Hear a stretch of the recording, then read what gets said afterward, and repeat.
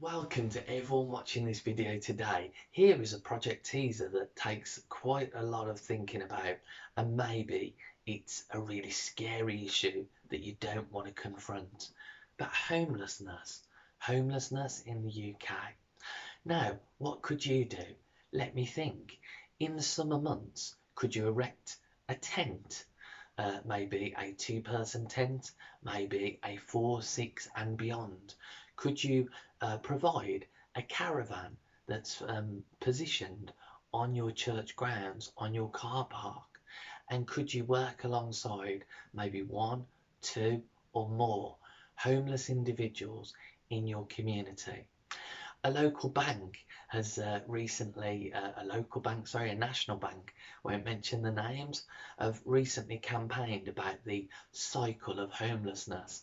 You're homeless, you can't get a fixed address, therefore you can't get a job, you can't open a bank account, etc., etc. And that vicious cycle continues.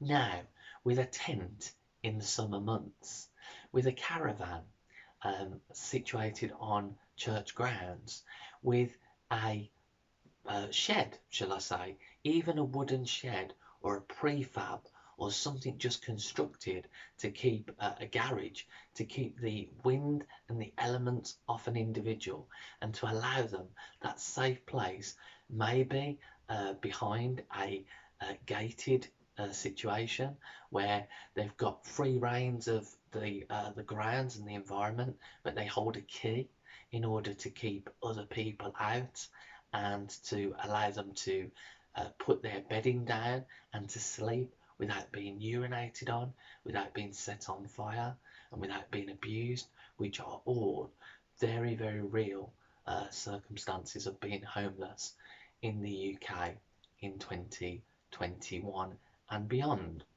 Um, how do I know? We've set up some things in the past where we've allowed people to use alleyways associated with church property. We've allowed people to put down sleeping bags very informally and actually sleep and have an environment where they are under canopy, under a covering. They've then had access to a side facility to use a small kitchenette and to use a toilet facility. That was luxury to those that needed it, usually in the summer months when we worked with individuals of this ilk.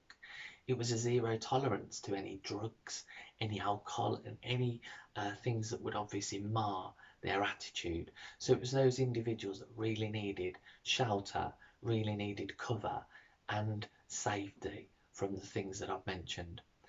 I, in the past, with a couple of mates, have gone and slept rough on streets of this nation occasionally for a couple of day periods, and it's grim.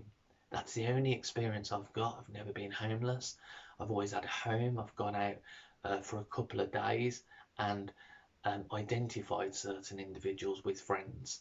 We've slept alongside on the streets, and we've been moved on by professionals and people of, what shall we say, authority, people in high vis, shall we say. We've been verbally abused, we've been moved on and threatened, and we have been sort of shaken up in some of those environments when I was a younger chap. So I've got a small inkling when I've had a fiver or a tenner in my back pocket to get a warm meal, knowing that a day or so later I'm going to have a warm bath, a nice clean set of clothes, and be back into normality. But we need to work alongside some of these individuals, help where they need help. And what's the incentive, if I can say that, because I always look for a positive in the positive of helping someone.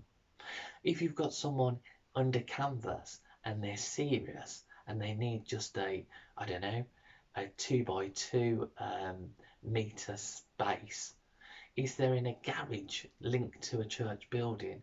Is there on a church grounds, in a caravan or something else that the church sets up?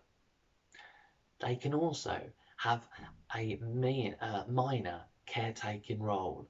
They can be there as a presence in order to facilitate the safekeeping and the nurturing of the building, because they are eyes, ears, and a person on the ground in situ.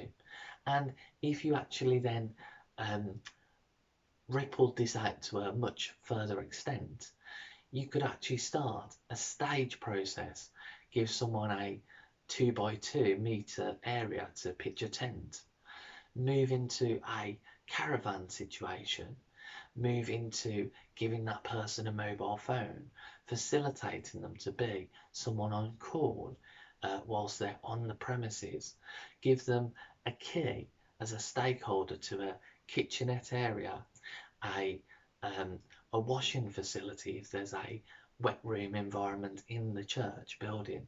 It ripples out into so much more, and of course you could then start paying small amounts for a caretaking fee for that individual to get on their feet and rehabilitate.